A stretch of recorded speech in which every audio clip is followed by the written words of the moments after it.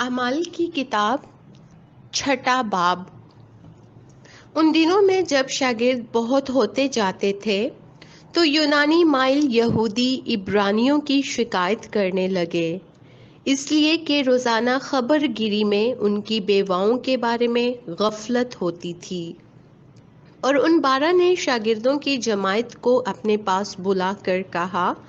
مناسب نہیں کہ ہم خدا کے کلام کو چھوڑ کر کھانے پینے کا انتظام کریں۔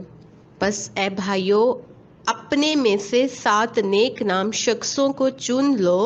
جو روح اور دانائی سے بھرے ہوئے ہوں کہ ہم ان کو اس کام پر مقرر کریں۔ لیکن ہم تو دعا میں اور کلام کی خدمت میں مشغول رہیں گے۔ یہ بات ساری جماعت کو پسند آئی، بس انہوں نے استفانوس نام ایک شخص کو جو ایمان اور روح القدس سے بھرا ہوا تھا، اور فلپس اور پرخروس اور نیکانور اور تیمون اور پرمناس کو اور نیکلاؤس کو جو نومرید یہودی انطاکی تھا چن لیا اور انہیں رسولوں کے آگے کھڑا کیا۔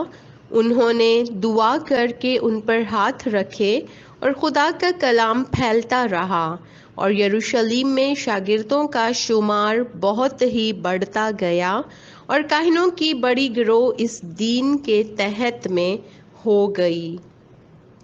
اور استفانوس فضل اور قوت سے بھرا ہوا لوگوں میں بڑے بڑے عجیب کام اور نشان ظاہر کیا کرتا تھا کہ اس عبادت خانے سے جو لبرتینوں کا کہلاتا ہے اور قرینیوں اور اسکندریوں اور ان میں سے جو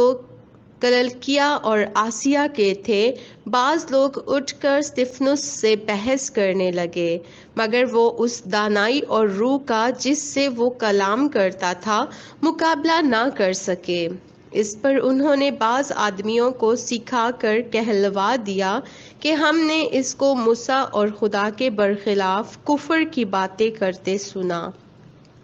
پھر وہ عوام اور بزرگوں اور فقیہوں کو ابھار کر اس پر چڑھ گئے اور پکڑ کر صدر عدالت میں لے گئے اور جھوٹے گواہ کھڑے کیے، جنہوں نے کہا کہ یہ شخص اس پاک مقام اور شریعت کے برخلاف بولنے سے باز نہیں آتا،